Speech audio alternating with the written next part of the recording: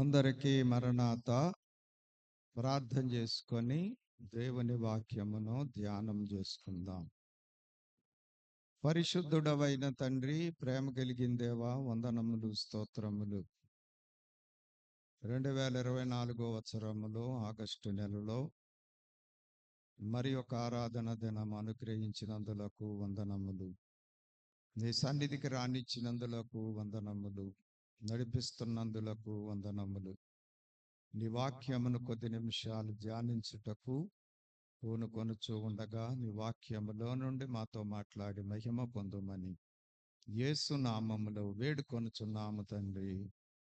ప్రభునందు ప్రియులరా, క్రీస్తునాథుని కృపా ఆశీర్వాదములు మనందరిపై సమృద్ధిగా కుమ్మరించబడునుగాక. ఆమేన్. సరే, మంచిది ప్రియులరా. మరి మోషే సుఖోపవాస ప్రార్థనల ముగింపు 9వ తారీఖుతో, అలాగే 10వ తారీఖు తైలాభిషేక పండుగ. మరి మన మోషే సుఖోపవాస ధ్యాన దీపిక అనే పుస్తకములో మరి ఈ 40 రోజుల క్లుప్త చరిత్ర వ్రాయబడి ఉంది. దానిని బట్టి మరి దైవజనులు ఈ 40 రోజులు సన్నిధిలో బయలుపడిన దానిని బట్టి నిర్ణయించి జరిగించిన వారై ఉండగా, పండుగ చేసుకుందామని చెప్పినప్పుడు ప్రోగ్రాము పరలోకము నుండి ప్రభువే నిర్ణయించగా, దాని ప్రకారముగా సమస్తము జరిగించిన వారై ఉన్నట్లుగా ఆ చరిత్రను బట్టి మనమే తెలుసుకోగలుగుతున్నాం. ఆ తైలాభిషేక పండుగను పురస్కరించుకొని ఈ దినము తైలాభిషేకమును గురించినటువంటి కొన్ని విషయములు లేఖనములలో నుండి మనము ధ్యానము చేసుకుందాం. మరి తైలాభిషేకం అంటే తైలముతో అభిషేకించటము.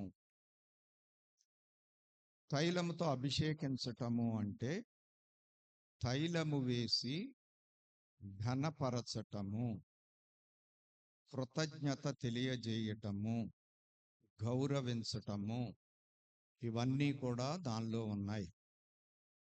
కాబట్టి ఆత్మీయ విషయములలో దైవజనులు ఎన్నో విషయాలు తెలియజేసి ఆత్మీయముగా వృద్ధిలోనికి రావటానికి,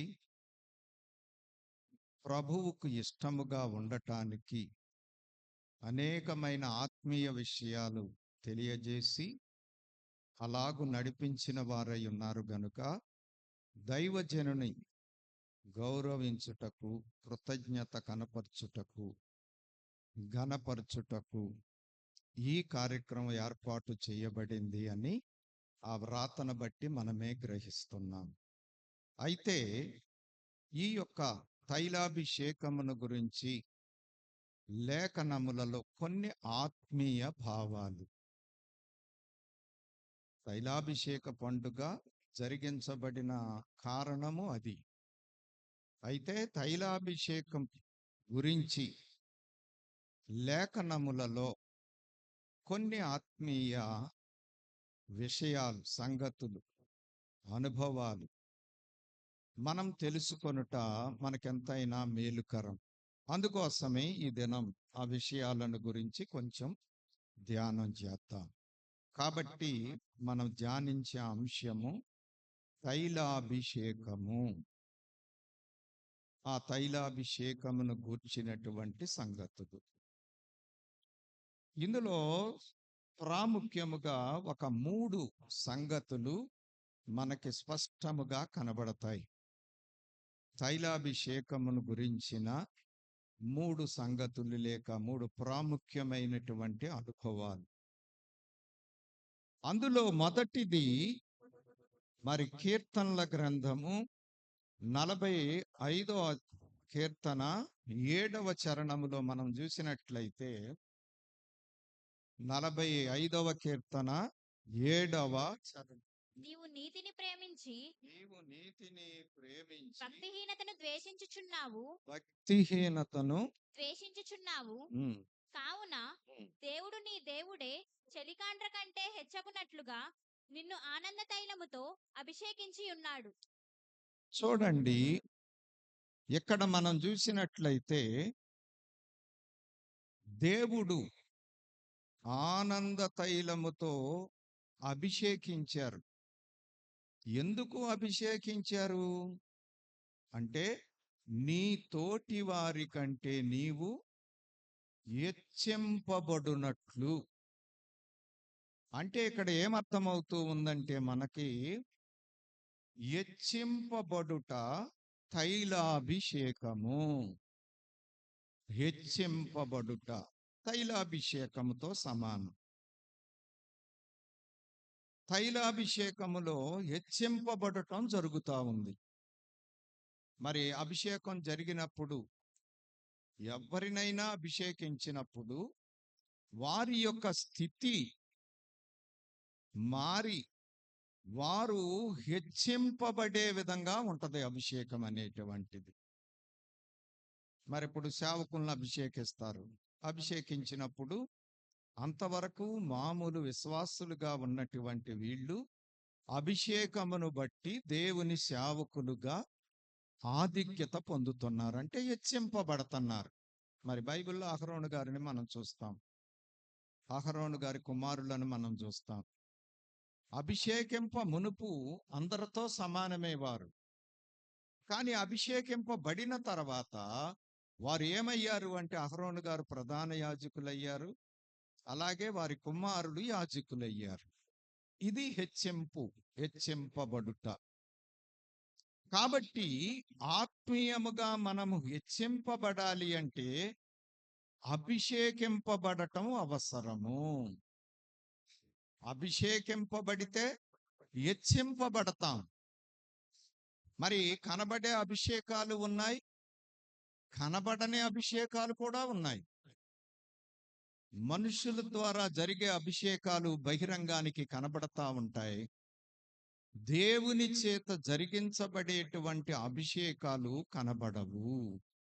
అందుకే పౌలు గారు అన్నారు, దేవుని యొక్క కార్యములు మన కోసం సిద్ధపరిచినవి కంటికి కనబడలేదు, చెవికి వినబడలేదు, హృదయమునకు గోచరము కాలేదు.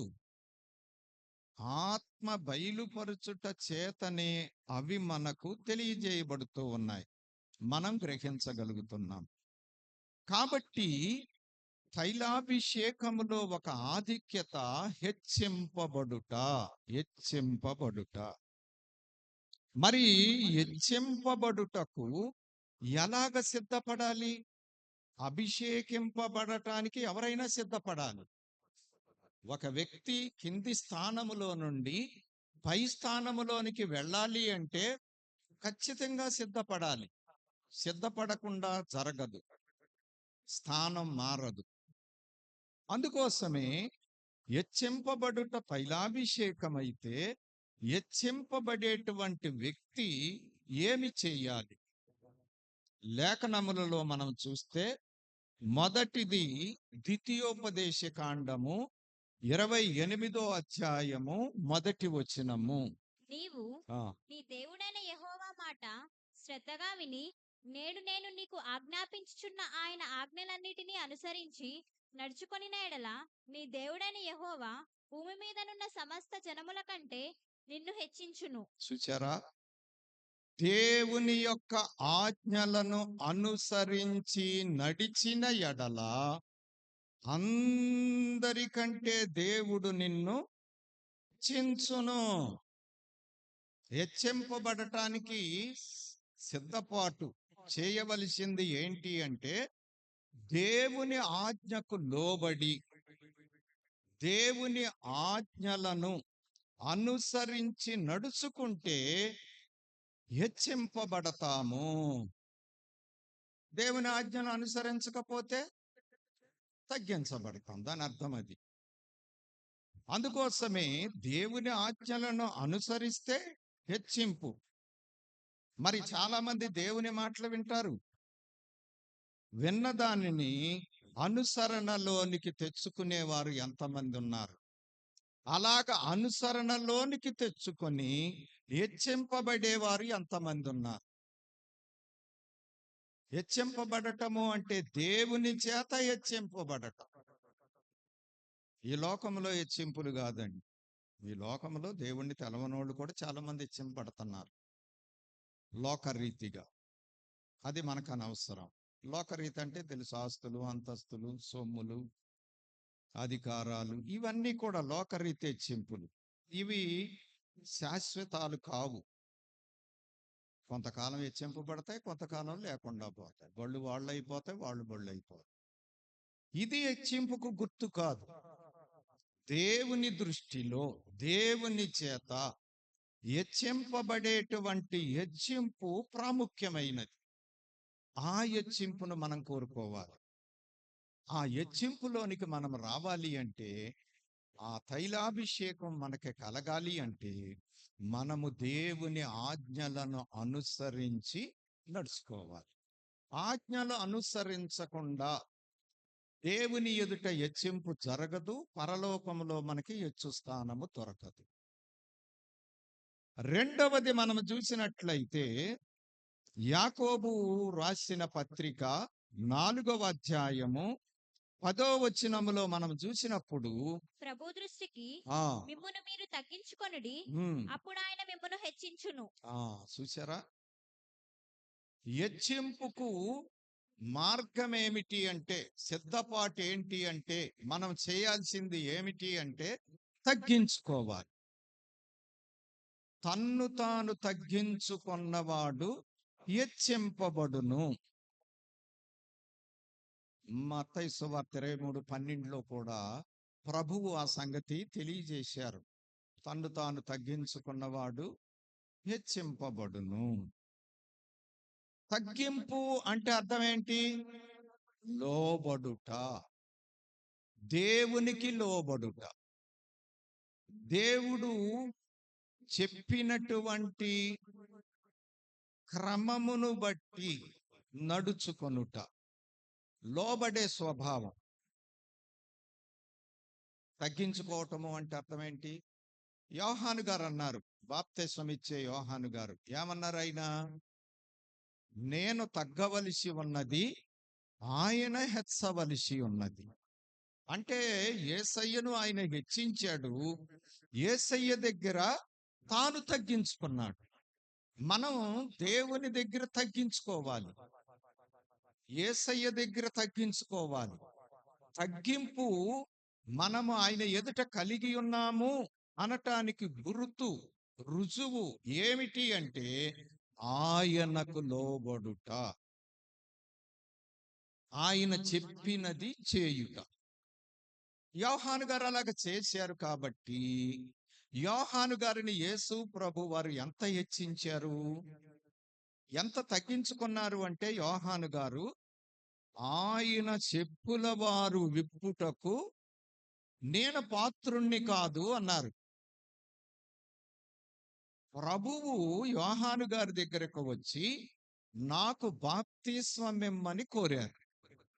బాప్తిస్మం ఇవ్వాలి అంటే ఆయన చెప్పుల వారు విప్పుటకు నేను తగను అని, ఆ చేతితో ఆ చెప్పులు విప్పటానికి కూడా నేను తగనని చెప్పిన చేతులు ఇప్పుడు ఎక్కడ పెట్టి బాప్తిస్మం ఇవ్వాలి? తల మీద పెట్టి బాప్తిస్మం ఇవ్వాలి. పాదాల దగ్గర తగ్గించుకున్న యోహాను గారిని ప్రభువు తన శిరస్సు మీద చెయ్యవేసి బాప్తిస్మమిచ్చుటకు హెచ్చించారు. అది తగ్గింపు, హెచ్చింపు అంటే. అందుకే మనం ప్రతి విషయములో కూడా దేవుని దగ్గర ఎలాగ ఉండాలి? తగ్గించుకున్న వారమై ఉండాలి. అబ్రహాం గారు కూడా అదే చేశారు, తగ్గించుకున్నారు. దేవుడు ఏది చెప్తే చేశారు, అదే తగ్గింపు. తనకు కష్టమైన పనులు కూడా చేశాడు ఆయన. తన కష్టము దేవునికి ఇష్టముగా మార్చుకున్నాడు. దేవుని ఇష్టం తనకు కష్టంగా ఉన్నప్పుడు కూడా ఆ కష్టాన్ని దేవునికి ఇష్టముగా మలుచుకున్నాడు. అంతగా తగ్గించుకున్నాడు కాబట్టి దేవుడు అబ్రహామును ఎంత హెచ్చించారు? నీవు నాకు స్నేహితుడవు. ఇశ్రాయేలీయులతో మాట్లాడుతూ అనేవారు, నా స్నేహితుడైన అబ్రహాము సంతానమా. ఎంత గొప్ప ఆధిక్యత చెప్పండి. కాబట్టి తగ్గింపులో ఏముంది చెప్పండి? హెచ్చింపు ఉన్నది. తైలాభిషేకము అంటే తగ్గించుకొని హెచ్చింపబడుట.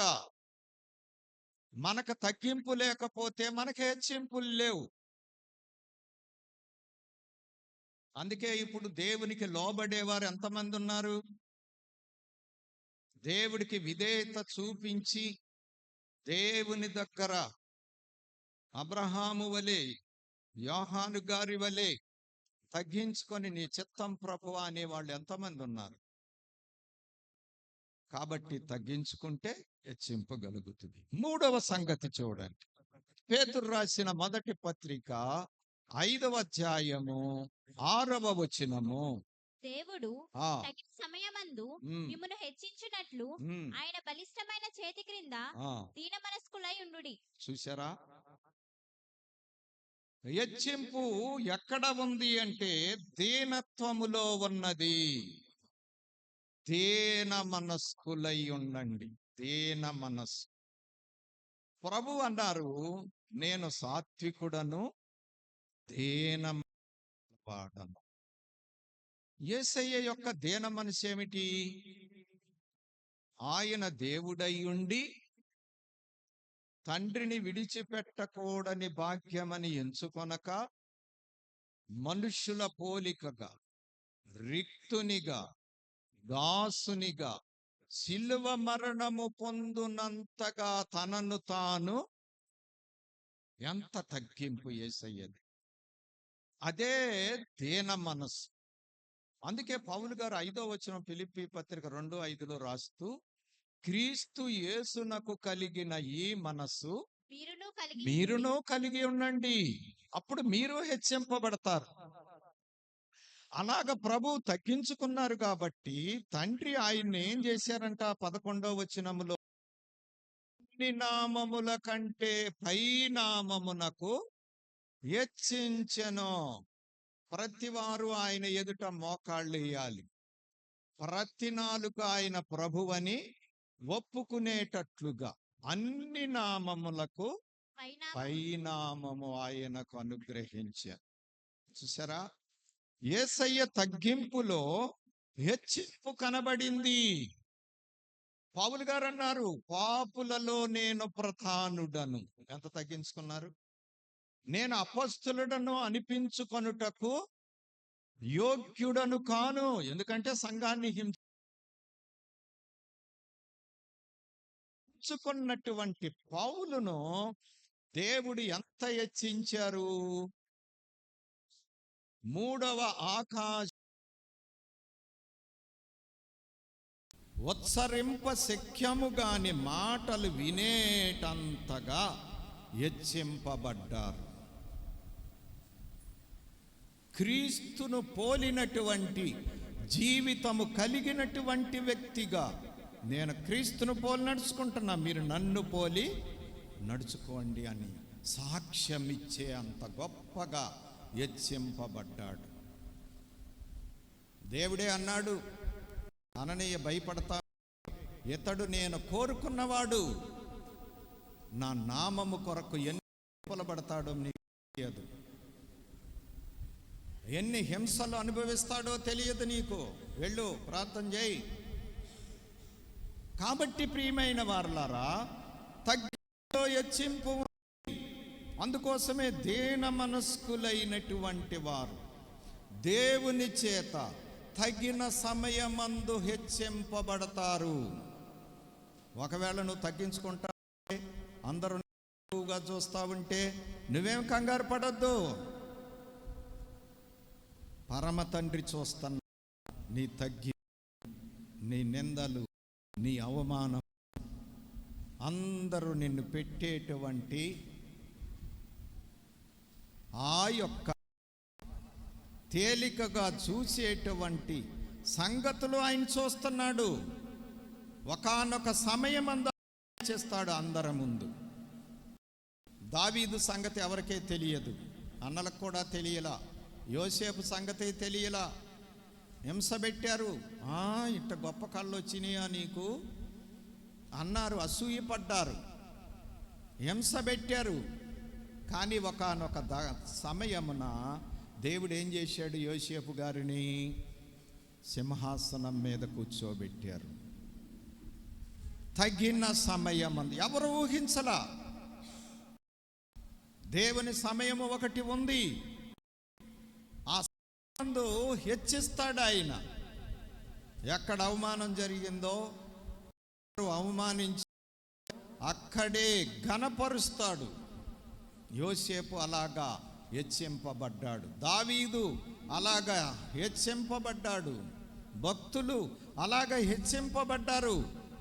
అందుకోసమే దీన మనస్సు క్రీస్తు యేసునకు కలిగిన ఈ మనస్సు మనము కలిగి హెచ్చింపబడతాం. అదే తైలాభిషేకం. కాబట్టి తైలాభిషేకము హెచ్చింపబడుటయే తైలాభిషేకము. ఒక 3 విషయాలు చెప్పుకున్నాం. ఇక రెండవ అంశంలోనికి వెళ్ళిపోదాం. రెండవ ఏంటి అంటే ఐక్యత కలిగి నివసించుటయే తైలాభిషేకము. ఐక్యత కలిగి నివసించుటయే తైలాభిషేకం. అక్కడ ఐక్యత ఉంటే అక్కడ దేవునికి స్థానం. ఐక్యత లేని చోట దేవునికి స్థానం ఉండదు, అపవాదికి స్థానం దొరుకుద్ది. అందుకోసమే ఇంట్లోనైనా, సంఘములోనైనా, సమాజంలోనైనా ఏముండాలి? ఐక్యత ఉండాలి, యూనిటీ. ఇంటి వారందరూ ఒకే మాట మీద ఉంటే ఊరు మొత్తము వచ్చి జయించలేరు. ఒక ఇంటి వారు ఐక్యతగా ఉంటే ఊరు మొత్తం వచ్చిన వాళ్ళని ఏం చేయలేరు. చరిత్రలో మనం చూస్తే జయము రావాలి అంటే వారి ఐక్యత చెడగొట్టాలి. ఐక్యత ఎప్పుడైతే చెడిందో అప్పుడే శత్రువు ఎదుట బలహీనుడవుతాడు. ఆ బలహీనత వల్ల శత్రువుకు జయం వచ్చేస్తుంది. మన చరిత్రలో, రాజ్య చరిత్రలు ఇదే చెబుతాయి. ప్రతి విషయంలో కూడా ఒక ఇంటిలో ఉన్నటువంటి వారిని ఒకరిని మెల్లిగా వశము చేసుకొని ఆ ఇంటిని జయించినటువంటి సందర్భాలు, ఒక రాజ్యములో కూడా ఒకరిని తమ పక్షం చేసుకొని ఆ రాజ్యాన్ని కూలద్రోసినటువంటి సంఘటనలు.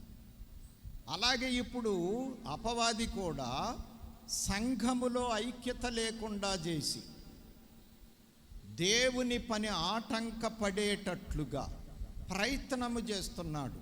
గొప్ప గొప్ప వారిని సైతము పడగొడుతున్నాడు. గొప్ప గొప్ప మేధావులు, గొప్పవారుగా ఎంచబడిన వారు సహితము పట్టింపు ఆయా విధములైనటువంటి పరిస్థితుల్లోనికి వెళ్ళి దేవుని యొక్క దీనను మరచి, ఐక్యత మరచి నాశనానికి కారకులవుతున్నారు. అందుకోసమే ప్రియమైన వారలారా, మనము కష్టపడైనా, మనము నష్టపడైనా, మనము తగ్గించుకోనైనా, మనము భారము భరించైనా ఐక్యత కాపాడుకునే ప్రయత్నం ప్రతి ఒక్కరూ చేయాలి. ఏ వ్యవస్థ అయినా సరే రానియకూడదు ఐక్యత చెడేటువంటి పరిస్థితిని. అందుకు నష్టపడినా పర్వాలా, ఆ నష్టం కవర్ అయిపోద్ది ఐక్యత ఉంటే. ఐక్యత లేకపోతే నష్టం ఇంకా పెరిగిపోతుంది. అందుకోసమే తగ్గించుకోనైనా ఐక్యతను కాపాడుకోవాలి. అసలు ఐక్యత చెడటానికి కారణమే ఎవరికి వారు హెచ్చించుకోవటం. అపవాది హెచ్చించుకున్నాడు. దేవునితో ఏకముగా ఉండేటువంటి వాడు వేరైపోయాడు. ఇక అప్పటి నుంచి గందరగోళ పరిస్థితులే. కుటుంబం కూడా అంతే, పార్టీలలో కూడా అంతే. అది భయంకరమైనటువంటి అపజయమునకు పునాది, దారి తీసేటువంటిది అవుతుంది. అందుకోసమే ఐక్యత కలిగి నివసించుట తైలాభిషేకము. 133వ కీర్తన 2వ చరణములో మనము చూస్తే,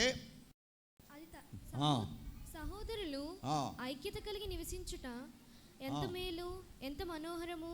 అది తల మీద పోయబడి అహరోను గడ్డము మీదుగా కారి అతని అంగీల అంచు వరకు దిగజారిన పరిమళ తైలము వలె నుండును. చూడండి, ఐక్యతను గురించి చెబుతూ ఇక్కడ భక్తుడు చెప్పే మాట ఏమిటి అంటే, అహరోనును అభిషేకించారు.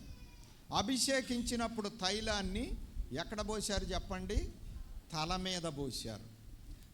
మీద పోసిన ఆ తైలం తల మీద ప్రవహిస్తూ ఎక్కడ వరకు ప్రవహించింది? అంచులంటే పాదాల వరకు ప్రవహించింది. అంటే ఈ అభిషేకం తల మొదలుకొని పాదముల వరకు ఉన్న అవయవములన్నిటినీ తాకుకుంటూ కిందకి జారుకుంటూ వచ్చింది. ఇది దేన్ని చూపిస్తూ ఉంది? ఐక్యతను చూపిస్తూ ఉంది. శరీరము ఒక్కటే, అవయవములు ఎన్నైనా ఉండవచ్చు. చూసారా ఎంత అర్థం ఉందో? పౌలు గారు కూడా అదే చెప్పారు, సంఘాన్ని శరీరంతో పోల్చారు. శరీరములో ఉన్న అవయవాలన్నీ ఒక్కలాగా ఉంటాయా? ఒక్కొక్కటి ఒక్కో రకంగా ఉంటుందా? చూస్తానికి ఒక్కొక్క అవయవం ఒక్కొక్క రకంగా ఉంటుంది. కానీ పనిచేసే విధానములో శరీరము యొక్క మేలు కొరకు అన్ని అవయవాలు పనిచేస్తాయి. చెయ్యి ఎందుకు పనిచేస్తుంది? శరీరం కోసమే. కాలు ఎందుకు పనిచేస్తుంది? శరీరం కొరకే, శరీరాన్ని మోసుకెళ్ళటానికి. అలాగే చెయ్యి ఎందుకు పనిచేస్తుంది? శరీరానికి అవసరమైనవి అందించడానికి. ఇలాగా అన్ని అవయవములు ఐక్యత కలిగి ఉంటేనే శరీరము యొక్క పని జరుగుతుంది. ఏది చేసే పని చేసుకోవాలి. అప్పుడు శరీరం పుష్టిగా, బలంగా, ఆరోగ్యంగా ఉండటానికి అవకాశం ఉంది.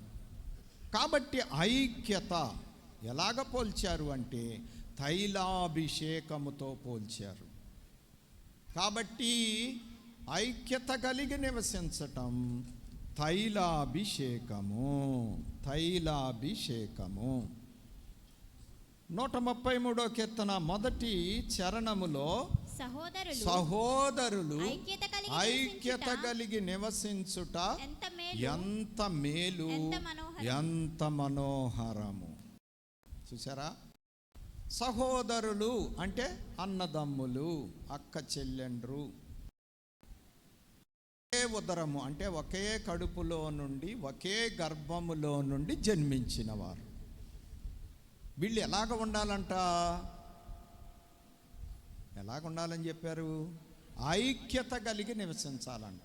అలాగ నివసిస్తే ఏం జరుగుతుందంట? మేలు జరుగుతుందంటండి. అది మనోహరం అంట.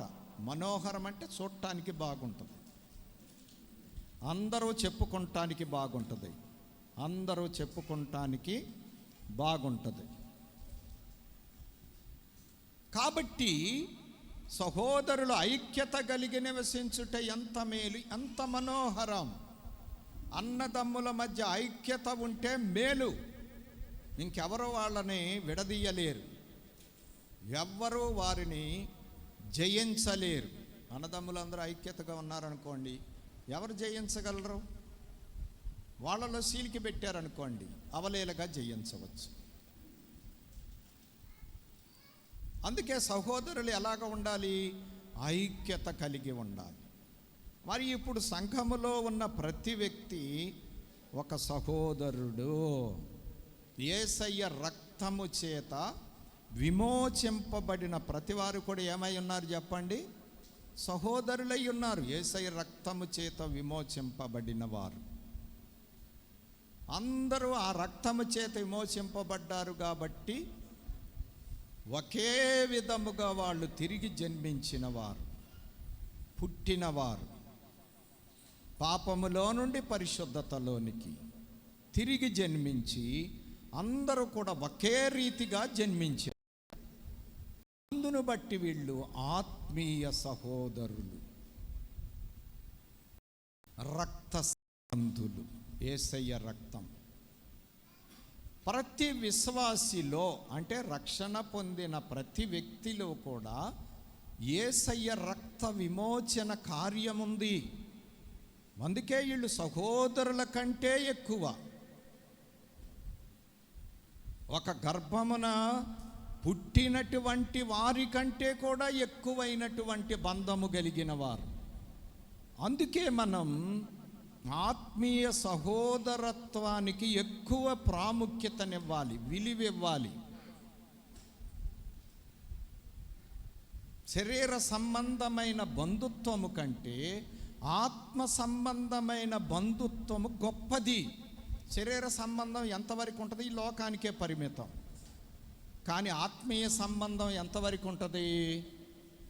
శాశ్వత కాలం, యుగ యుగములు. అందరూ మోక్షములోనికి వెళితే, ప్రభు దగ్గరికి వెళితే వారు యుగ యుగములు ఉంటారు. ఒకవేళ శరీర రీతిగా మనకు రక్త సంబంధులు ఉన్నా రక్షణ పొందకపోతే రక్షణ పొందిన వారితో ఉండలేరు. ఆ బంధం ఎక్కడితోనే తెగిపోతుంది.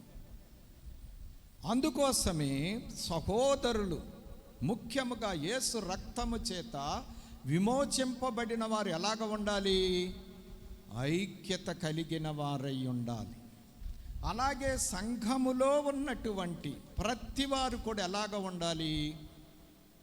ఎదుటి వారికి బాధ వస్తే నాకు వచ్చినట్లే అన్నంత ఫీలింగ్లో ఉండాలి.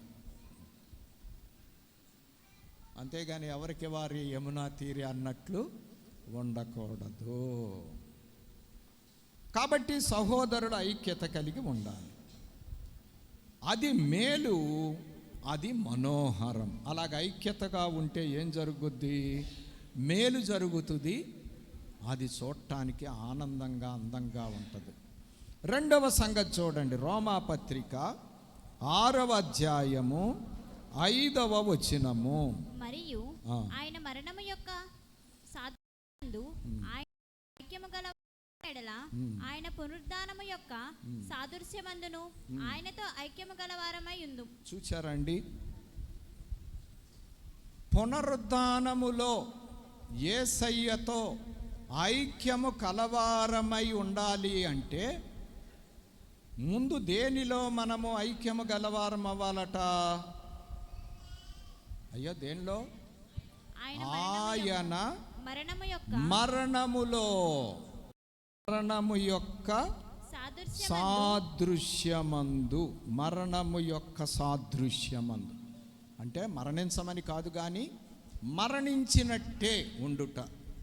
యేసు కోసం చనిపోవటానికి సిద్ధం. యేసు కోసం ప్రతి దినము చనిపోవటం. పౌలు గారు అన్నారు కదా, మేము దినదినము చనిపోవచ్చున్నాం. అంటే దినదినము చనిపోతున్నామంటే దినదినం బతుకుతున్నామనే కదా అర్థం. మరి ఈ దినమున చనిపోయి బ్రతకపోతే మళ్ళీ రేపు చనిపోవటం ఎలాగుంటుంది? దినదినం చనిపోవటం అంటే. కాబట్టి దినదినం చనిపోయే అనుభవం ఉంది, దినదినము బ్రతికే అనుభవం కూడా ఉంది. అందుకే ఇప్పుడు పౌలు గారు ఏం చెబుతున్నారు ఇక్కడ? మరణము యొక్క సాదృశ్యమందు ఐక్యము గలవారమైతే పునరుద్ధాన సాదృశ్యమందు కూడా మనము యేసయ్యతో ఏమవుతాం? ఐక్యము గలవారమై ఉంటాం. మరి యేసయ్య జీవితం ఎలాగ ఉంది? ఆయన శరీరధారిగా ఉన్నప్పుడు రోదనతోనూ కన్నీళ్లతోనూ, చూసారా, ఆయన జీవితం అంతా దినదినం ఎలాగ ఉంది? రోదన, కన్నీరే. అంటే దినదినము కూడా మరణ సాదృశ్యమైన జీవితం, కఠినమైనటువంటి శ్రమ, మామూలు శ్రమ కాదు. ఏది చేసినా తప్పు పట్టేవారు. అద్భుతం చేస్తే బైజుబులు వల్ల చేస్తున్నారనేవాళ్ళు. చనిపోయిన వాళ్ళు తిరిగి లేపితే ఏదో చెప్పుకునేవారు. అలాగే రకరకాలుగా అపార్థము చేసుకున్నారు. ఆయన్ని కష్టపెట్టారు, బాధ పెట్టారు, శ్రమ పెట్టారు, శోధించారు. ఆయన జీవితం ఎలాగ ఉంది? అంతా కూడా మరణ సాదృశ్యముగానే ఉంది. సిలువలో మరణించిన శ్రమ కంటే 33.5 సంవత్సరాల జీవితంలో 3.5 సంవత్సరాల జీవితం అంతకంటే గొప్ప శ్రమతో కూడుకున్నది. శ్రమానుభవము, మరణానుభవము యేసయ్య యొక్క జీవితం. కాబట్టి అలాగూ మరణానుభవములో సాగినటువంటి యేసయ్య పునరుద్ధాన అనుభవములోనికి చేరుకోగలిగారు. పునరుద్ధాన అనుభవము పొందగలిగారు. పునరుద్ధానము ద్వారా సమస్తాన్ని జయించగలిగారు. ఈ అనుభవము లేకుండా అనుభవము రాదు. లాజరు ధనవంతుని ఆ ఉపమానములో చెబుతూ అబ్రహాం గారు ఏమన్నారు అంటే, నీవు నీ జీవిత కాలమంతా నీ ఇష్టానుసారముగా సుఖపడ్డావు, మరణానుభవములోనికి రాలా. మరణానుభవం అంటే అర్థం ఏంటి? నా ఇష్టం ఇదిగో, ఇది నీ ఇష్టముగా చేయ, అదే మరణానుభవం. మన ఇష్టాన్ని కొట్టివేసుకోవటం, దేవుని ఇష్టాన్ని జరిగించడం. యేసయ్య తన సుఖమును కోరుకోలేదు, తన సౌఖ్యాన్ని కోరుకోలేదు, తన ఆనందాన్ని, సంతోషాన్ని కోరుకోలేదు. తండ్రి యొక్క చిత్తములో, తండ్రి మాటను బట్టి, తండ్రి అప్పగించిన పని చేయటానికి ఆయన శ్రమ గుండానే ప్రయాణము చేశారు, శోధన గుండానే ప్రయాణం చేశారు, రోదన కన్నీళ్లతోనే ప్రయాణం చేశారు. అంటే అది మరణానుభవం. ఆ మరణానుభవమే దేవుని చిత్తం, దేవుని ఇష్టం. అందుకోసమే మన యొక్క జీవితములో కూడా పరలోకములో ఉన్నత స్థానములోనికి మనము వెళ్ళాలి అంటే, యేసయ్యతో పాలిభాగస్థులము అవ్వాలి అంటే, ఆయన పునరుద్ధాన అనుభవములోనికి మనము రావాలి అంటే, రేపు ఖచ్చితంగా బోరమోగినప్పుడు ప్రభువులాగా తిరిగి లేవాలి అంటే, మన జీవితములో మరణానుభవము తప్పనిసరి. అంటే కొన్ని మన ఇష్టాలను మనం ఏం చేసుకోవాలి? కొట్టివేసుకోవాలి. దేవుని ఇష్టము కొరకు మన ఇష్టములను బలిపెట్టవలసిన వారమై ఉన్నాం. అలాగూ చేయకపోతే పునరుద్ధానం ఎలాగ దొరుకుతుంది? కాబట్టి ఇక్కడ పౌలు గారు అంటారు, పునరుద్ధానంలో నువ్వు ఐక్యము కలిగేవారమై ఉండాలి. ముందు ఆయన మరణము యొక్క సాదృశ్యములో కూడా పాలివాడవై ఉండు. కాబట్టి యేసయ్యతో ఐక్యత. యేసయ్య ఎలాగ జీవించాడో నేను అలాగే జీవిస్తాను. అలాగ జీవిస్తే ఆటోమేటిక్గా ఆయనకి ఏది వచ్చిందో జీవితంలో మనకి అదే వచ్చేస్తుంది. అలాగ జీవించకపోతే రాదు, సుఖాలు వస్తాయి. అందుకోసమే అందరం తప్పించుకుంటాకి ప్రయత్నం చేసుకుంటున్నాంగా, బాధ్యత లేకుండా. నాకెందుకు అన్నట్టు యేసయ్య పక్షాన నిలబడే ప్రయత్నం చేస్తున్నాం. లోకము ఎదుట, బంధువుల ఎదుట, స్నేహితుల ఎదుట వాళ్ళు చూచినప్పుడు యేసు మహిమ కొరకు మనము నష్టపడటం వాళ్ళు చూడగలుగుతున్నారా? కష్టపడటం చూడగలుగుతున్నారా? చూస్తే యేసయ్యని కనిపెట్టగలుగుతారు, గుర్తించగలుగుతారు. మనం ఏం చేస్తాం? అంత మేము చేయలేములేండి. అంటే అర్థం ఏంటి? తప్పించుకుంటున్నాం, జారిపోతున్నాం, కాడిని పారవేస్తున్నాం. అందుకే యేసయ్య అన్నాడు, మీ మీద నా కాడి ఎప్పుడు పారేయకూడదు. కాడి పారేస్తే బండి ఎలాగ నడుస్తుంది?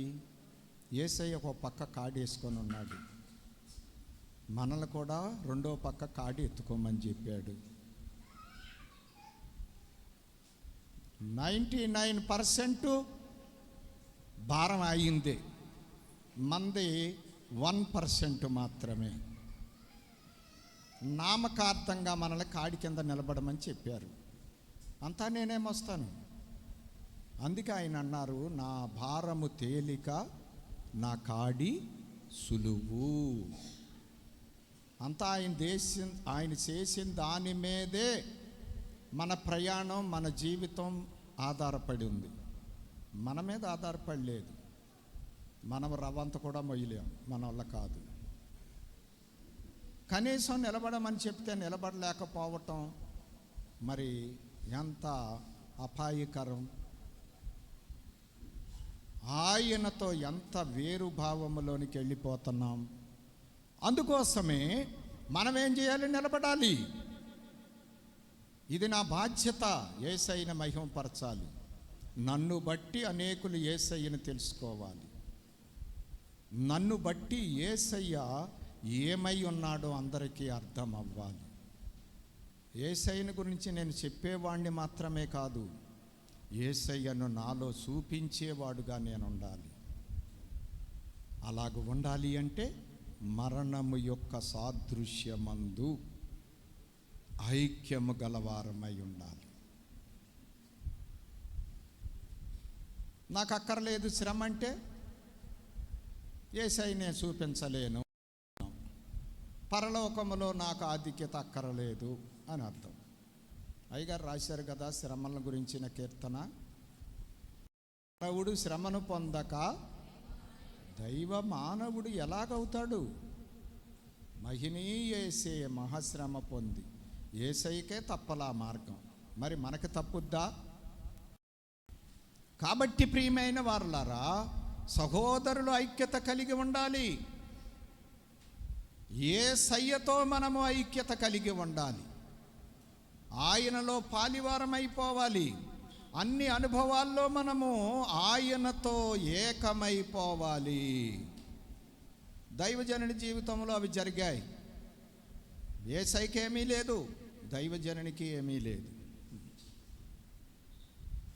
ఇది కావాలన్నా యేసయ్య ఎవరో ఒకళ్ళని అడిగి ఆ కార్యం చేసేవారు. దైవజనులు కూడా అలాగే.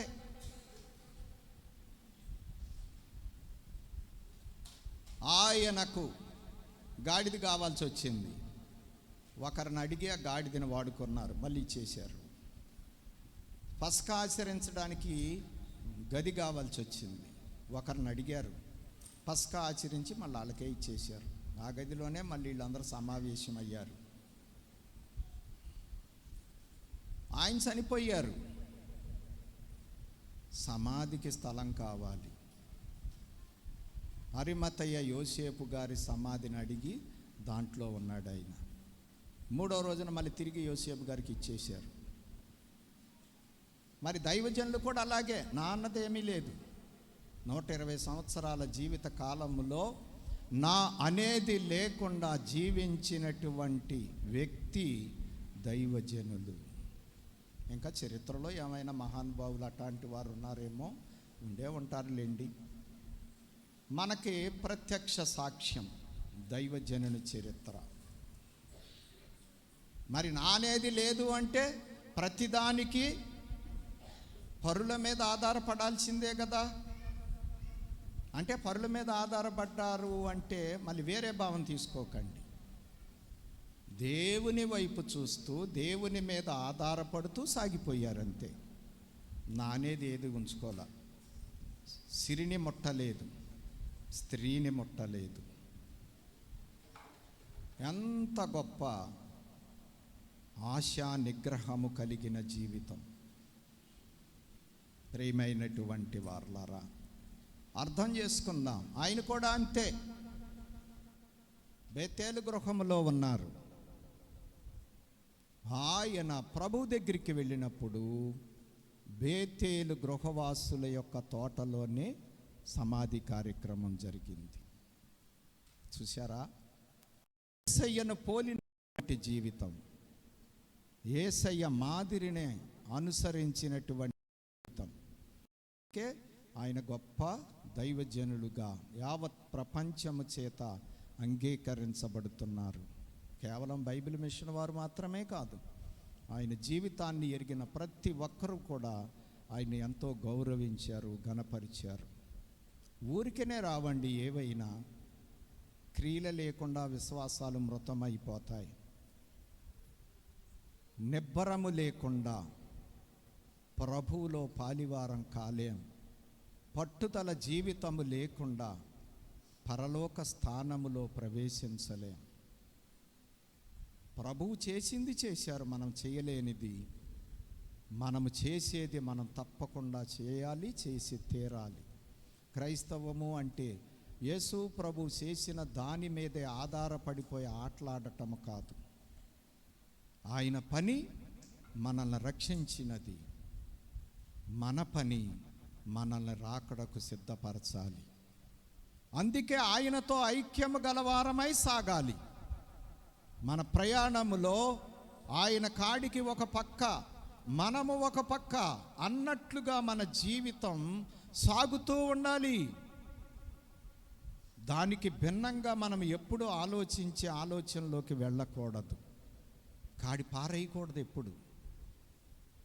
కొన్ని ఎడ్లు, దొంగ ఎడ్లు కాడి పారేసేస్తాయి, ఇంకా ఆ రోజు దుక్కి సాగదు. ఆ బండి ప్రయాణం గమ్యం చేరదు. మనం అలాగ ఉండకూడదు. సరేలేండి. మూడవది మనము చూసినట్లయితే ఎఫెసీ పత్రిక 4వ అధ్యాయము మొదటి 3 వచనములు. కాబట్టి మీరు సమాధానమును బంధము చేత ఆత్మ కలిగించు ఐక్యమును కాపాడుకొనుట యందు శ్రద్ధ కలిగిన వారై ప్రేమతో ఒకరినొకడు సహించుచు మీరు పిలువబడిన పిలుపునకు తగినట్లుగా దీర్ఘశాంతముతో కూడిన సంపూర్ణ వినయముతోనూ సాత్వికముతోనూ నడుచుకొనవలెనని ప్రభువును బట్టి ఖైదీనైన నేను మిమ్మును బతిమాలుకొనుచున్నాను. చూడండి పౌలు గారు ఎంత చెప్పారో. ఆత్మ కలిగించు ఐక్యమును కాపాడుకొనుట యందు శ్రద్ధ కలిగి. ఇది ఏ ఐక్యత అంటే ఒకరిని ఒకరు ప్రేమించి సహించి గొప్పగా ఎంచి ఐక్యత కలిగి ఉండుట. చూసారా? ఎలాగ ఐక్యత కలిగి ఉండాలి అని అంటే, ఆత్మ అనుగ్రహించేటువంటి ఐక్యతను కాపాడుకోవాలి పరిశుద్ధాత్మ తండ్రి. ఎలాగా? ఒకరి ఎడల ఒకరు ప్రేమ కలిగి ఉండాలి, ఒకరి ఎడల ఒకరు క్షమించే గుణము కలిగి ఉండాలి, ఒకరిని ఒకరు హెచ్చించుకునేటువంటి గుణము ఉండాలి. ఎదట వారిని మనం హెచ్చించేటట్టు ఉండాలి, కానీ మనల్ని మనం హెచ్చించుకొని కనపరుచుకునేటట్టు ఉండకూడదు. కొంతమంది మాటలు మాట్లాడితే ఎదట వాళ్ళు తగ్గిస్తారు, వాళ్ళేమో హెచ్చించుకొని మాట్లాడతారు. ఇదే భయంకరమైనటువంటి శత్రుత్వములు లేక అనైక్యత లేక ఆ పని చెడిపోవుట, ఇన్ని భయంకరమైన వాళ్ళకి దారితీస్తారు. ఇంట్లోనైనా సరే, సర్లేండి మీరే గొప్పోళ్ళేండి కానివ్వండి అంటే అయిపోయా. నువ్వు కాదు నేనే అంటే అయిపోయింది, ఇక ఇల్లు నరకం. మీరే గొప్పోళ్ళు అంటే సమాధానం వచ్చేస్తుంది. అక్కడ సమాధానం, శాంతి, బలం, జయం అన్నీ ఉంటాయి అక్కడిక. అందుకోసమే అపవాది సంఘాలలో అవకతవకలు, శత్రుత్వాలు, ఆ ఇంటి మీద కాకి ఈ ఇంటి మీద వాలకుండా ఉండే వీళ్ళెవరో ఇద్దరు యేసయ్య రక్తము చేత కొనబడిన వారు. ఒక రక్తములో జన్మించిన వారు ఎలాగుండాలి? అందుకోసమే ఒకరు ఐక్యత కాపాడుకుంటానికి ప్రయత్నం చేయాలి, కానీ ఐక్యత చెడగొట్టేటువంటి పని ఏది చేయకూడదు. ఐక్యత చెడగొట్టే పనులు చేసుకోకూడదు. ఐక్యత చెడితే అంతా చెడిపోద్దండి. 5 ఏళ్ళు కలిస్తే దేన్నైనా పట్టుకోగలం. ఒకసారి 5 ఏళ్ళకి తగాదా వచ్చిందంట. ఈ 5 ఏళ్ళు ఎవరికి ఆ ఏ ఏళ్ళకి ఆ ఏళ్ళు నేనే గొప్పదంటుందంట. మరి ఒకేళ్ళు లేకపోతే తతిమా ఏళ్ళు పనిచేయగలవా? అన్ని ఏళ్ళు కలిస్తేనే పట్టు దొరుకుతుంది. ఇందులో అయితే పట్టుకోలేం, గట్టిగా పట్టు మనకు దొరకదు. కాబట్టి ఐక్యత ఉన్న కాడ పట్టు ఉంటుంది, ఐక్యత లేని కాడ పట్టు ఉండదు. ఏది పట్టుబట్టదు. ముందులు పట్టుబట్టలేదనుకోండి పోగయ్యా. అందుకే కొంతమందికి కొన్నాళ్ళు వాడిన తర్వాత ఇక మందులు పని చేయకపోతే ఇక డాక్టర్లు కూడా చేతులు ఎత్తేస్తారు.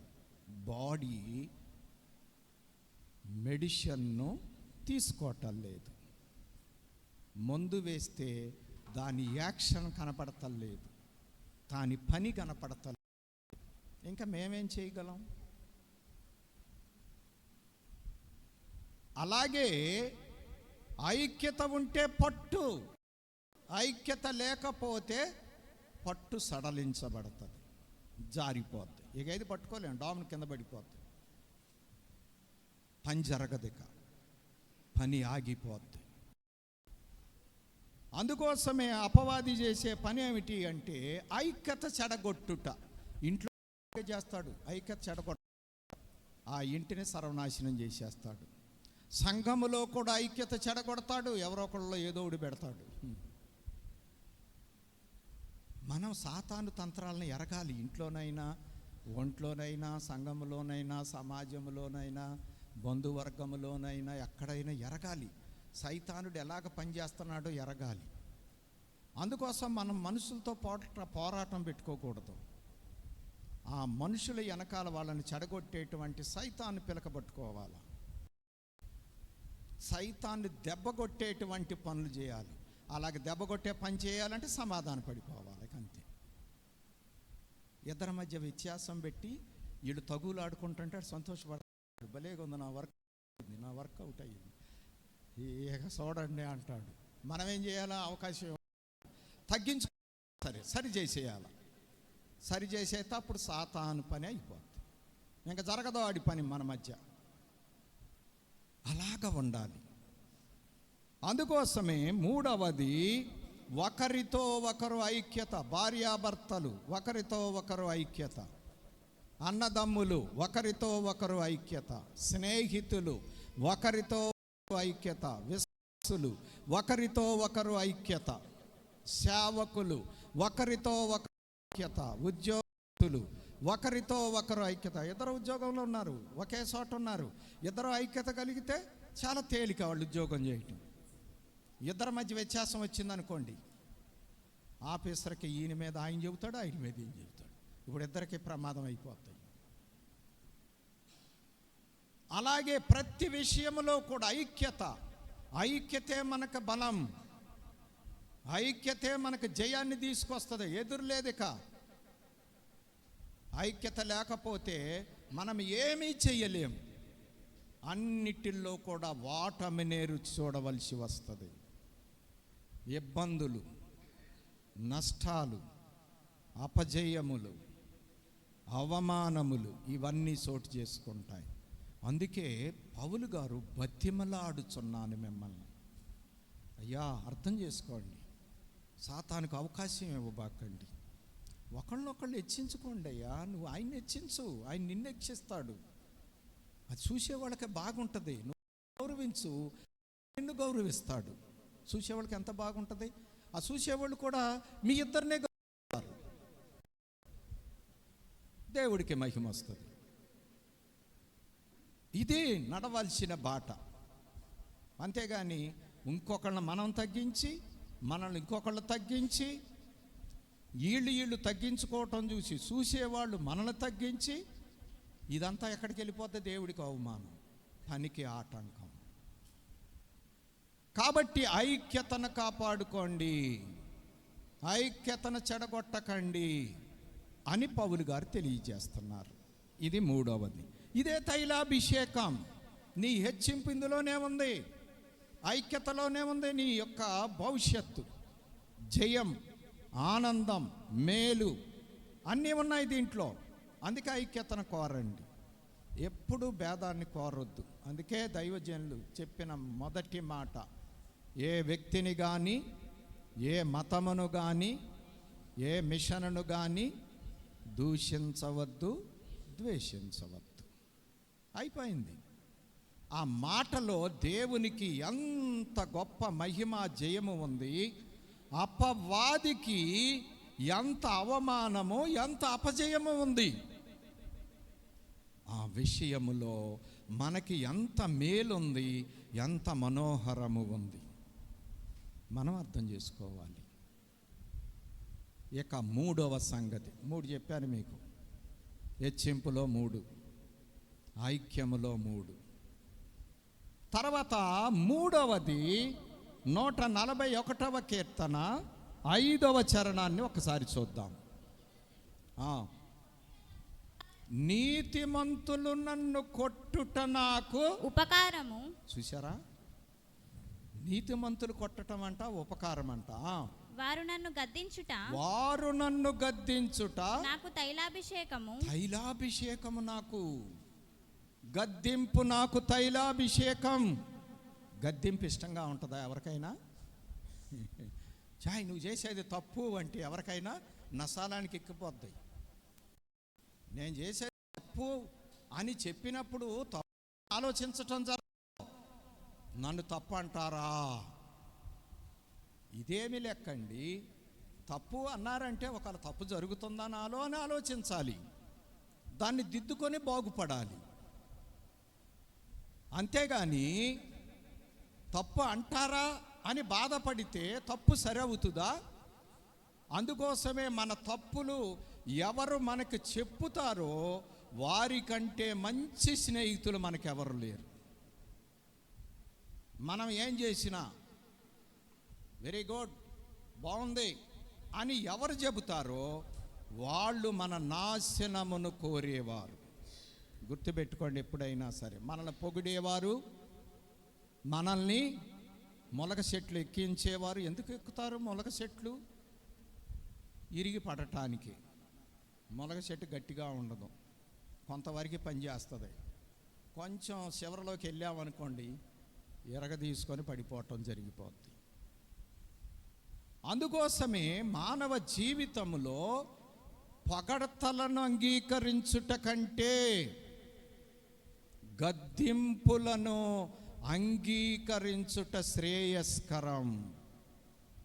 తండ్రి గద్దించాడు, నీ మేలు కొరకే. తల్లి గద్దించింది, నీ మేలు కొరకే.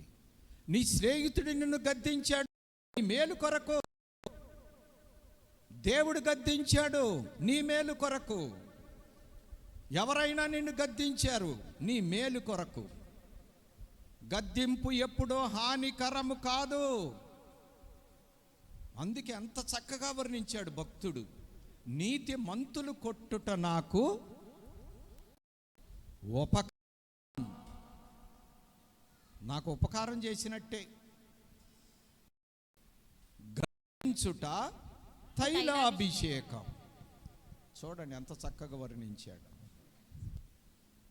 మరి గద్దింపుని ఏం చేసుకోవాలి? మనం స్వీకరించాలి. అసలు ఎందుకని ఇలాగన్నాడు? నా స్నేహితుడు ఎప్పుడు అనేవాడు కాదే, ఎందుకని ఇలాగ అనాల్సి వచ్చింది అంటే నాలో ఏదైనా తప్పు జరుగుతుందా అని చూసుకోవాలి, సరి చేసుకోవాలి. అంతేగాని బాధపడకూడదు. మనుషులు తప్పకుండా తప్పు చేస్తాం, మన నైజమది. ఎవరమైనా సరే నేను తప్పు చేయను అనటానికి వీలు కాదు. ఈ లోకంలో ఉన్నంతకాలం ఎప్పుడైనా జారొచ్చు, ఎప్పుడైనా పొరపాటు జరగవచ్చు, అవకాశం ఉంది.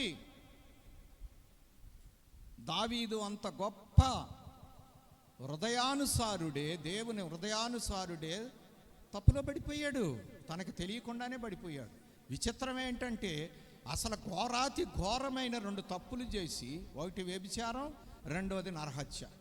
2 చేసి కూడా ఏ తప్పు చేయనట్టుగానే అభిప్రాయపడ్డాడు. మనం ఒక లెక్క కాబట్టి పరీక్ష అవసరం.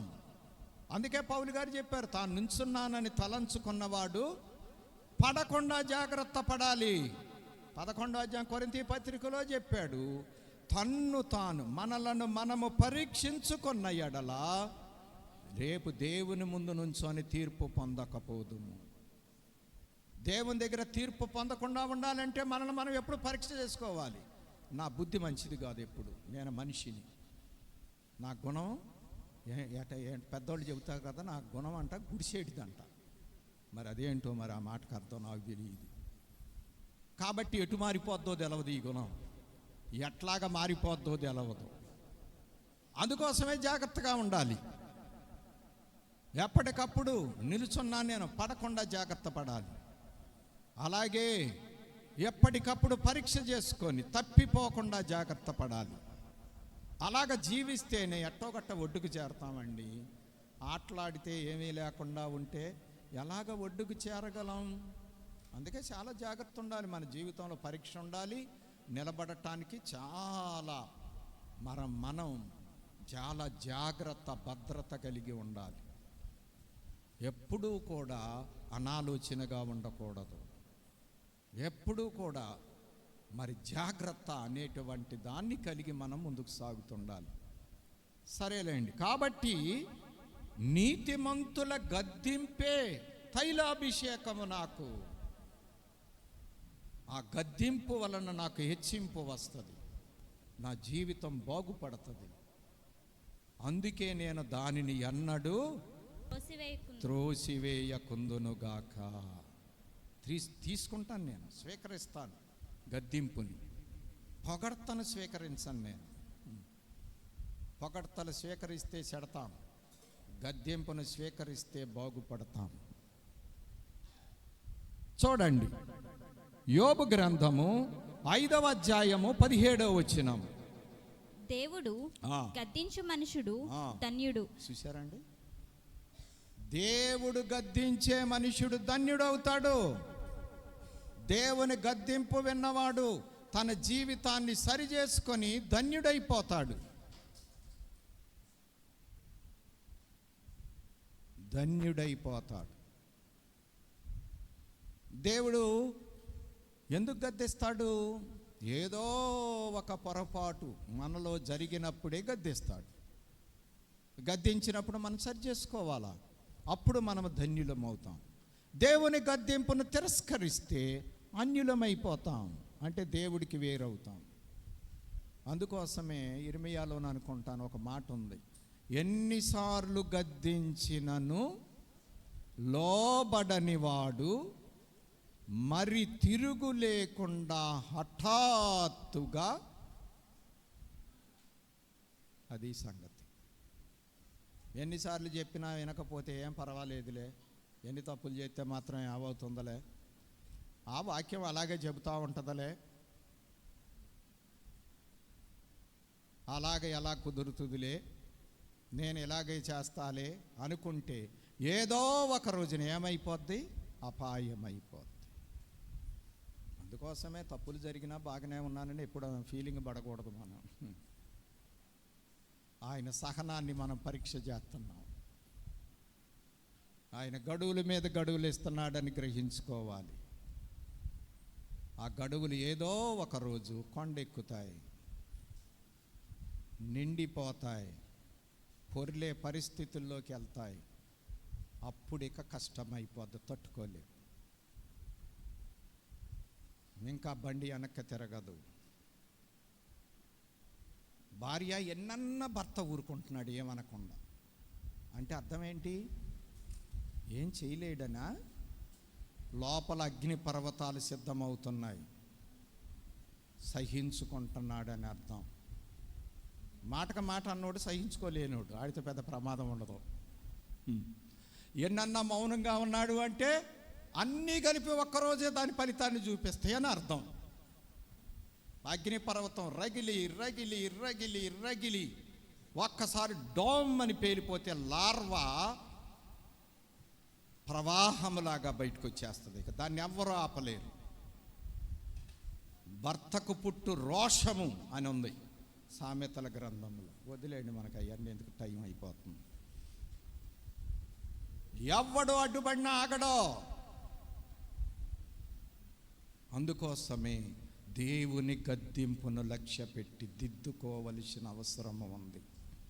అప్పుడు ధన్యులమవుతాం. రెండవది చూడండి, సామెతల గ్రంథం 10వ అధ్యాయం 17వ వచనం.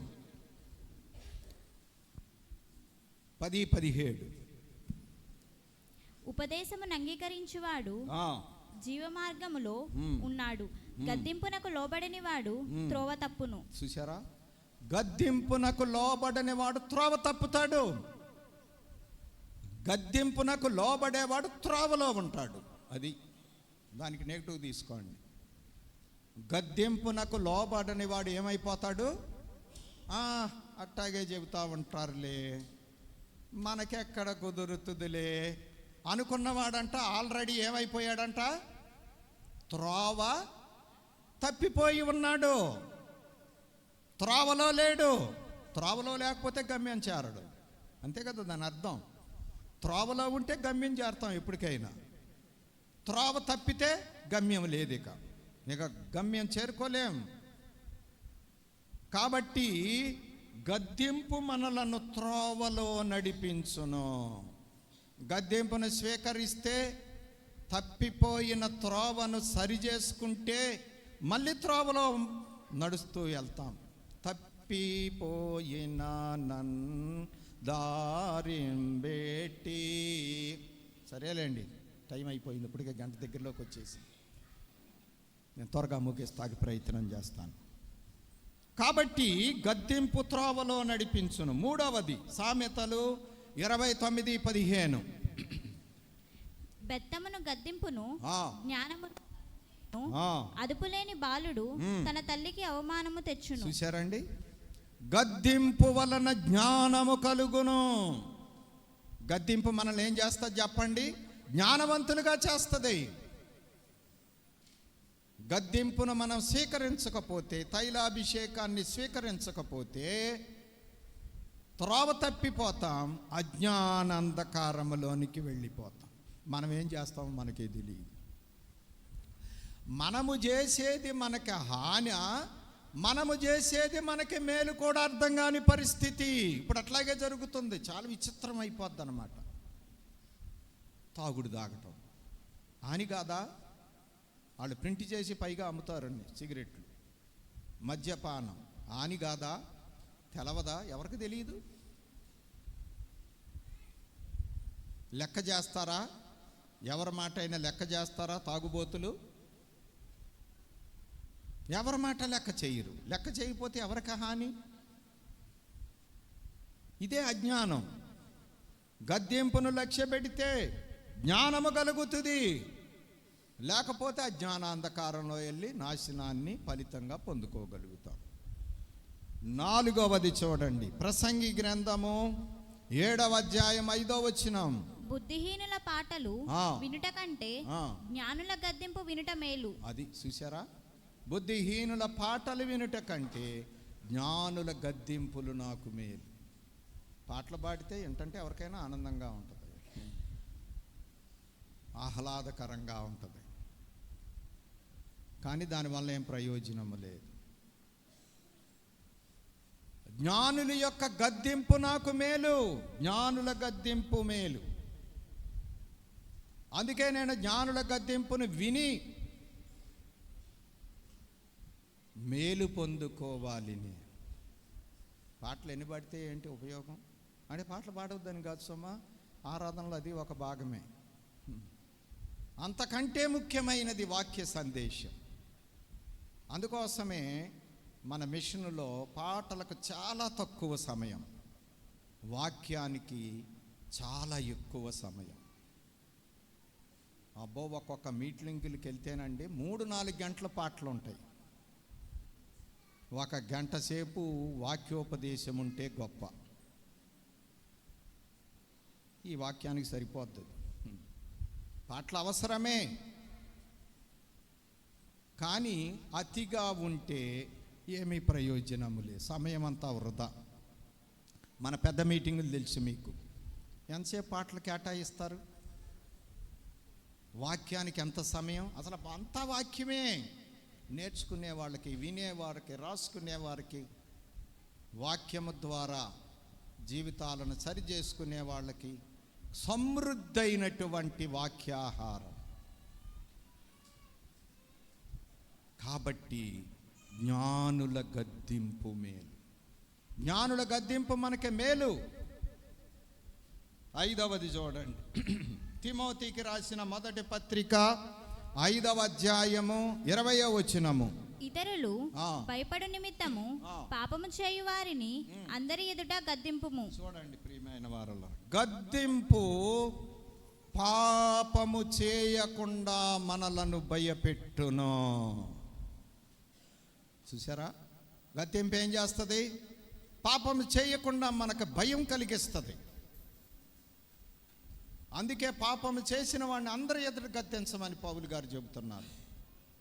ఆ గద్దింపును విని పక్కనున్నటువంటి వాడికి కూడా భయం కలుగుతుంది. నేను కూడా పాపం చేస్తే నాకు ఇదే కర్మ పడుతుంది కదా. ఇస్కరియోతు యోధాని బట్టి మనం నేర్చుకోవట్లేదా? ధనాపేక్ష పరుడైపోయాడు, నాశనాన్ని తెచ్చుకున్నాడు. హెచ్చరిక చేస్తున్నాడు దేవుడు, ఇదిగో ఇస్కరియోతు యోధ అలాగ చేశాడు, అలాగ పాడైపోయాడు, నువ్వు అలాగ చేయబాకు. ఇది గద్దింపు. పాపము చేయటానికి భయపడేటట్టు చేస్తుంది గద్దింపు. 6వది చూడండి, ఎబ్రీ పత్రిక 12వ అధ్యాయము 6వ వచనము 11వ వచనము. నా కుమారుడా, ప్రభు చేయు శిక్షను తృణీకరించకుము. ఆయన నిన్ను గద్దించినప్పుడు విసుకకుము. 11 చదవండి. మరియు ప్రస్తుతమందు సమస్త శిక్షయు దుఃఖకరముగా కనబడునే గాని సంతోషకరముగా కనబడదు. అయినను దాని యందు అభ్యాసము కలిగిన వారికి అది నీతి అను సమాధానకరమైన ఫలమిచ్చును. చూశారా, గద్దింపు మనకి ఫలమిస్తుంది, నీతి సమాధానం అనే ఫలమిస్తుంది. కాబట్టి ప్రభువు గద్దించినప్పుడు నువ్వు విసగబాకు, తృణీకరించబాకు. ప్రభువు శిక్షను అంగీకరించుకో. శిక్ష ఎందుకు అంటే నిన్ను రక్షించుటకే. ప్రస్తుతము శిక్ష మనకి కొంచెం కష్టంగా కనపడును కానీ అది ఏం తీసుకొస్తుంది? నీతి సమాధానమే ఫలము తీసుకొస్తుంది. అభ్యాసము చేత మీకు కలుగుతుంది. కాబట్టి ప్రభువు గద్దింపు మనకి ఫలం. ఎవరైనా మంచి పండిన ఫలం ఇస్తే దాన్ని తినుకుంటా ఎంత ఆనందపడతాం. ప్రభువు గద్దింపు కూడా మనకి అంత ఆనందాన్ని కలిగించే ఫలాన్ని ఇస్తుంది. 7వది చివరిది చూసుకోండి, ప్రకటన గ్రంథం 3వ అధ్యాయం 19వ వచనం. నేను ప్రేమించు వారినందరినీ గద్దించి శిక్షించుచున్నాను గనుక నీవు ఆసక్తి కలిగి మారుమనసు పొందుము. అది ప్రభువు గద్దించినప్పుడు, యేసయ్య గద్దించినప్పుడు మన జీవితాలు మార్చుకోవాలి. మనం రక్షణ లేని వారు రక్షణ పొందాలి, రక్షణ పొందిన వారు శిక్షణలో సాగాలి. యేసయ్య యొక్క గద్దింపు, లవొదికే సంఘం పరిస్థితిని బట్టి యేసయ్య సంఘాన్ని గద్దిస్తున్నాడు. ఎందుకు గద్దిస్తున్నాడు? ఆ సంఘాన్ని ప్రేమించాడు కాబట్టి, స్వరక్తం ఇచ్చి సంపాదించాడు కాబట్టి. ఆ సంఘము ఏమైపోతుంది? లవొదికే సంఘము 2 స్థితులు కలిగి ఉందన్నారంట దైవజనులు. ఈ లవొదికేయ సంఘం అంత గొప్ప సంఘము లేదు, ఈ లవొదికేయ సంఘం అంతా చెడ్డ సంఘము లేదు అన్నారంట. ఇది 2 రకాలుగా ఉంది. అందుకే నోట్లో నుంచి ఉమ్మేసేటట్టు చేస్తానన్నారు. ఎచ్చగానన్నా లేవు, చల్లగానైనా లేవు. అందుకోసం ఆ సంఘాన్ని బాగు చేయటానికి ప్రభువు పూనుకొని అంటున్నారు, ఏమని అంటున్నారు అంటే గద్దిస్తున్నారు. నువ్వు చల్లగానన్నా ఉండు, ఎచ్చగానన్నా, రెండు రకాలుగా ఉండబాకు. ఏమీ లేకుండానే అన్నీ ఉన్నాయి అనుకుంటున్నావు అంటే లోక సంబంధాలను చూసి మురుస్తుంది సంఘం. ఇప్పుడు అదే కదా మనందరం మురిపాలు కూడా. నాకేంటంటే ఆస్తి ఉంది, ఎంత మంచి ఇల్లు ఉంది, బ్యాంకులో డబ్బులు ఉన్నాయి, నాకేమీ కొదువా నా ఆస్తులుండా. ఇది మన మురిపం. మరి భక్తుల యొక్క మురిపం ఏంటి? నాకేమీ కొదువా నాదుడుండ. ఆ స్థితిలోనికి రావటానికి యేసయ్య ప్రేమించాడు కాబట్టి గద్దించాడు. లోకంలో ఉన్న వాటిని చూసి మురిసేటువంటి ఓ నా భక్తుడా, ఇవి ఉండవురా బాబు, వీటిని చూసి నువ్వు మురిస్తే నీకేం ఉపయోగం లేదయ్యా, పరలోకంలో ఉన్నదాన్ని చూసి మురుగు, అది నీకు ఉపయోగం అని చెప్పి గద్దించాడు. నువ్వు దరిద్రుడు, దిగంబరుడువు, దిక్కులేనివాడో, దౌర్భాగ్యుడు. ఎన్ని తిట్లు తిట్టారనుకుంటున్నారు ఆ లవోదికీ సంఘంలో? ప్రేమతో కూడిన తిట్లు. చదవండి బాగా, మందే ఈ చాప్టర్, ఆ భాగం అని చెప్పి అన్నారు, నేను ప్రేమించే వారిని గద్దిస్తాను, శిక్షిస్తాను. కాబట్టి నువ్వేం చేయాలి? మారు మనస్సు పొందాలి, నీ జీవితాన్ని మార్చుకోవాలి, నాకిష్టం లేనిది నువ్వు తొలగించుకోవాలి, నీలో నుండి నాకిష్టమైంది కలిగించుకోవాలి నువ్వు అని చెప్పి గద్దిస్తున్నాడు ఆయన. కాబట్టి యేసయ్య గద్దింపు మనకి మారు మనస్సు అనుభవంలోనికి నడిపిస్తుంది. అందుకే ఆ గద్దింపును మనం త్రోసివేయకూడదు. కాబట్టి ప్రియమైన వారలారా, తైలాభిషేకము, హెచ్చింపబడుట తైలాభిషేకం, తగ్గించబడి హెచ్చింపబడుట తైలాభిషేకము, ఐక్యత కలిగి నివసించుట తైలాభిషేకం. ఐక్యతను కోరుకో. కష్టపడైనా సరే, నష్టపడైనా సరే, నిందలు అవమానములు భరించుకోనైనా సరే ఐక్యత కోరుకో. తైలాభిషేకము. మూడవది గద్దింపు, తైలాభిషేకము. నా తప్పు నాకు చెప్పి గద్దించటమే నాకు తైలాభిషేకం. ఇది నాకు గొప్ప లాభం, ఇది నాకు ధన్యత, ఇది నాకు మేలు, ఇది నాకు గొప్ప భాగ్యం. అటువంటి అభిషేకమును నేను త్రోసివేయను. కాబట్టి తైలాభిషేకములో ఒక 3 మనం చూసాం, ఇంకా చాలా ఉన్నాయి దేవుడు తెలియజేసినవి, ముఖ్యంగా 3. కాబట్టి తగ్గించుకుందాం, హెచ్చింపబడదాం, కష్టపడైనా సరే ఐక్యతను కాపాడదాం. దేవుని పని జరగటానికి, కుటుంబం హాయిగా ఉండటానికి, సమాజంలో శాంతి సమాధానములు ఉండటానికి. అలాగే మన తప్పులు మనకి ఎవరు చెప్పినా వారిని తృణీకరించకుండా వాటిని స్వీకరించి సరిదిద్దుకొని మన జీవితాలు దేవునికి అంగీకారమయ్యేటట్లుగా, పరలోక ప్రవేశానికి అర్హత కలిగించే విధంగా ఉండునట్లుగా సిద్ధపడదాం. అట్టి ధన్యత ప్రభువు దయచేయునోగాక. ఆమేన్. పరిశుద్ధుడై కొద్ది మాటలు దీవించి ఫలింపచేయమని యేసు నామమున అడుగుచున్నాము తండ్రి. ఆమేన్. మరణాతా.